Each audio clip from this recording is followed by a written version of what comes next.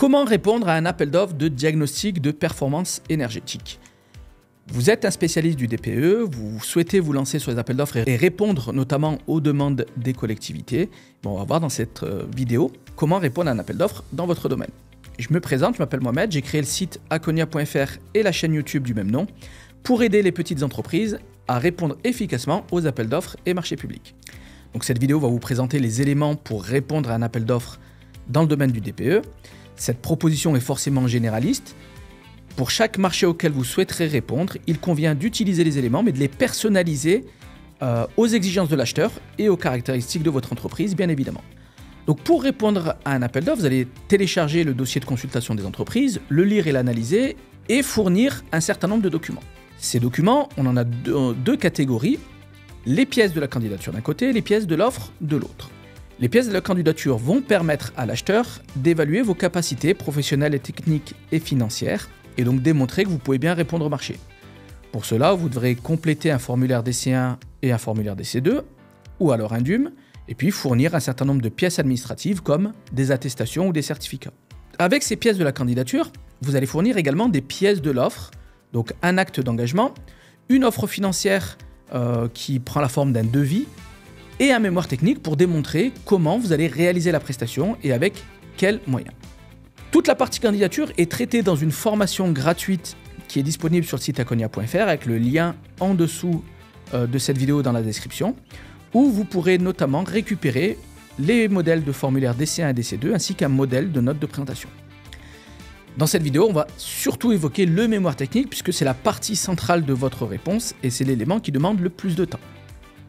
Dans ce fameux mémoire technique, il va falloir qu'on présente comment l'entreprise va réaliser la prestation et avec quels moyens. Et donc, en règle générale, le mémoire technique aborde 4 grands thèmes. Les moyens humains mobilisés pour réaliser les prestations, les moyens matériels que vous allez dédier à la réalisation des missions, votre ou vos méthodologies d'intervention, ainsi que votre démarche de développement durable. On commence donc avec la présentation des moyens humains. Et celle-ci se fait de manière structurée. L'objectif, c'est de démontrer à l'acheteur que votre entreprise est structurée, que les tâches sont bien réparties, et que pour chacune des personnes que vous allez présenter dans le cadre de la réponse, on connaisse ses missions, ses qualifications, son expérience et ses références, notamment sur des prestations similaires. Le plus souvent, ce que souhaite l'acheteur, c'est avoir un interlocuteur référent, un chef de projet avec qui il va pouvoir être en relation constante. Dans le cadre de vos prestations, vous aurez également du personnel d'encadrement, que ce soit sur la partie administrative commerciale ou alors sur la partie technique suivi qualité. Et vous allez également présenter les opérationnels, donc les agents qui vont réaliser les diagnostics. Vous pourriez être amené également à évoquer des éléments de votre politique de ressources humaines, donc en termes de recrutement ou de recours à d'autres formes de collaboration sur des demandes un peu spécifiques, en termes d'intégration des nouveaux entrants, en termes de formation et de développement des compétences de vos équipes, ainsi que la fidélisation et la motivation des salariés, puisque là aussi, on sait très bien qu'à partir du moment où votre politique de gestion des ressources humaines est une politique qui est plutôt claire et qui avantage les salariés, les prestations seront réalisées avec un meilleur niveau de qualité. En plus des moyens humains, vous allez présenter de manière exhaustive tous les moyens matériels, et là aussi, on va essayer de le faire de la manière la plus complète possible. Pensez bien à démarrer avec les moyens généraux de l'entreprise, donc les locaux, les véhicules d'intervention et tout ce qui est parc informatique, à la fois au niveau matériel et logiciel. En plus de ces moyens généraux, on va devoir évidemment présenter vos outils d'intervention et le matériel que vous utilisez sur le terrain. Outils de mesure, appareils de diagnostic spécifique, matériel informatique de terrain, là aussi bien en adaptant par rapport au type de diagnostic qui sont demandés. N'oubliez pas donc de présenter le fait que vous avez des tablettes sur le terrain pour faciliter la rédaction des comptes rendus et que vous utilisez un logiciel de DPE que vous pouvez rappeler si vous l'avez déjà présenté dans la première partie. Au niveau des fournitures et accessoires, pensez bien également à présenter les outils qui vous permettent de réaliser les relevés, donc tous les supports, la documentation technique que vous utilisez, d'autres accessoires de mesure et d'identification, là aussi en fonction de ce que vous privilégiez comme outil. Et présenter également, si c'est nécessaire, les tenues que vont porter les agents, tous les moyens logistiques qui permettent de transporter le matériel par exemple, et tous les documents et supports administratifs utilisés. Ensuite, vous allez faire un focus sur vos méthodologies de travail. Donc là aussi, il va falloir peut-être présenter plusieurs méthodologies si vous postulez sur un marché où il y a plusieurs types de prestations. Dans tous les cas, pour réaliser les prestations, vous avez un certain nombre de tâches effectuées en amont, d'autres pendant la prestation et enfin, certaines à l'issue de la prestation. Donc en amont de la prestation, présenter tout ce qui est travaux préparatoires. Ensuite, les tâches effectuées pendant la préparation, puis tout ce qui se fait à l'issue de la prestation, donc notamment la rédaction des comptes rendus.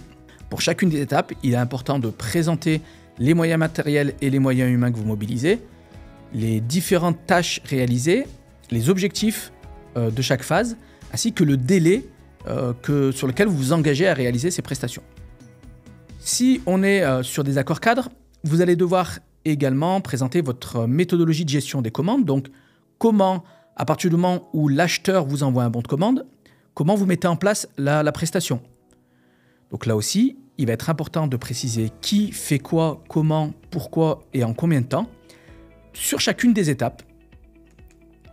Enfin, vous pourriez être amené à présenter votre méthodologie de gestion des aléas, que ce soit des réclamations, l'absence d'un salarié, une difficulté sur le terrain, démontrer que vous avez déjà des méthodologies et des process qui permettent de gérer les imprévus et que ces méthodologies sont mises en application, pas au quotidien, mais régulièrement, ou en tout cas en cas de survenance du besoin sur le terrain, et que vous en servez pour améliorer votre démarche d'amélioration continue.